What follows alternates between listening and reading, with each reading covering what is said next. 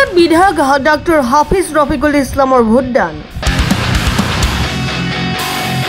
কলগাছিয়াৰ কেকে পাঠক উচ্চতৰ মাধ্যমিক বিদ্যালয়ৰ ভোট গ্ৰহণ কেন্দ্ৰত পুৱা 8 বজাত সাব্যস্ত কৰে ভোটাধিকাৰ তেখেতে দুৰ্নীতিমুক্ত নিকা ভাৱমূৰ্তিৰ প্ৰাৰ্থীক ভোট দিবলৈ আহ্বান জনায়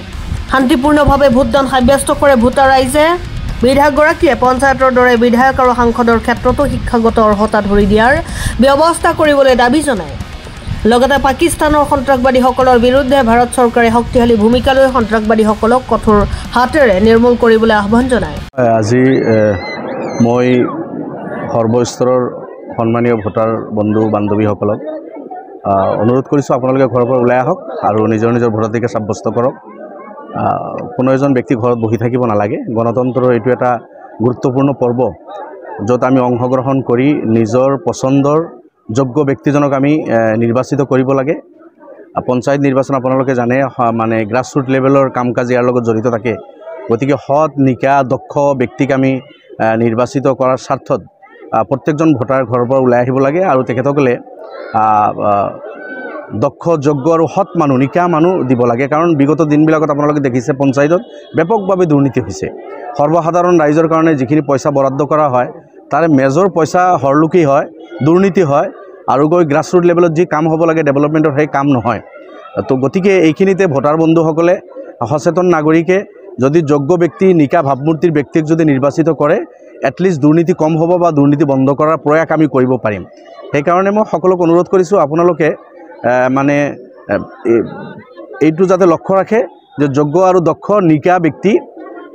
যিজনে দুৰ্নীতিমুক্তভাৱে কাম কৰাৰ মানসিকতা ৰাখে তেনেকুৱা ব্যক্তিক নিৰ্বাচিত কৰিব লাগে এইটো মোৰ আহ্বান থাকিল সকলোৰ প্ৰতি আৰু সৰ্বস্তৰৰ মানুহ ওলাই আহি তেখেতসকলে ভোটদান কৰিব লাগে আৰু শান্তিৰে ভোটৰ যিটো কাম এইটো চলিব লাগে কত যাতে অপ্ৰীতিকৰ ঘটনা নহয় প্ৰশাসনকো মই আহ্বান জনাইছোঁ আপোনালোকে চকু ৰাখক আৰু সঠিকভাৱে ডিউটি কৰক আৰু কত যাতে ভুল বুজাবুজি নহয় শান্তিপ্ৰিয়ভাৱে যাতে আমাৰ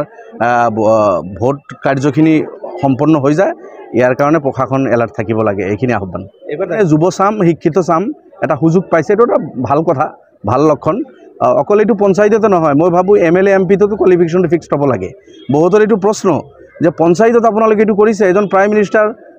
যদি 5 পাছ এজন ব্যক্তি প্ৰাইম মিনিষ্টাৰ হ'ব পাৰে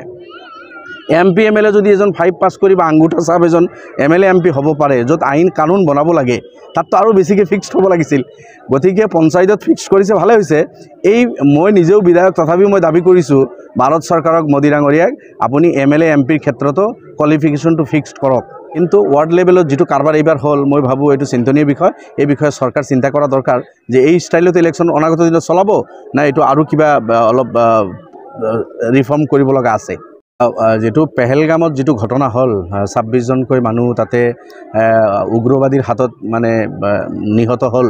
গতিকে গোটেই ভাৰতবাসী বিচাৰি আছিল আমি সকলো বিচাৰি আছিলো যে ইয়াৰ প্ৰত্যুত্তৰ দিব লাগে আৰু যিসকল উগ্ৰবাদী যিসকল ইয়াৰ লগত জড়িত সেই সকলে শাস্তি পাব লাগে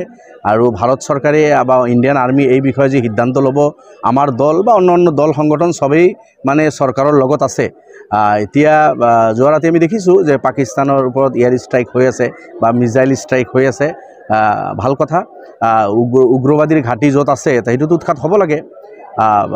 তাত আমি যেহেতু আগতে আমি কৈ দিছোঁ যে ইণ্ডিয়া গভৰ্ণমেণ্ট আৰ্মিয়ে যিটো সঠিক সিদ্ধান্ত ল'ব সেই সিদ্ধান্তৰ লগত আমি আছোঁ কলগাছিয়াৰ পৰা নজমুল হকৰ ৰিপৰ্ট এনিলাইন শুভ সংবাদ বৰপেটা চহৰৰ মেটুৱাকুচিত স্থাপন হৈছে এলেক্স ডায়াগনষ্টিক এণ্ড হাস্পতাল কম খৰচত উন্নত চিকিৎসাৰ বাবে আজি যোগাযোগ কৰক অত্যাধুনিক পদ্ধতিৰে অভিজ্ঞ চিকিৎসকৰ দ্বাৰা প্ৰদান কৰা হয় উন্নত চিকিৎসা কম সময়ত আধুনিক পদ্ধতিৰে কৰা হয় বিভিন্ন ৰোগৰ পৰীক্ষা ইয়াত ECG আল্ট্ৰাছনোগ্ৰাফি সকলো ধৰণৰ ব্লাড টেষ্টৰ উপৰিও জটিল সকলো ধৰণৰ পৰীক্ষা কৰা হয় আজি যোগাযোগ কৰক যোগাযোগৰ নম্বৰ 6003136135 নাইবা 8099273960 নম্বৰত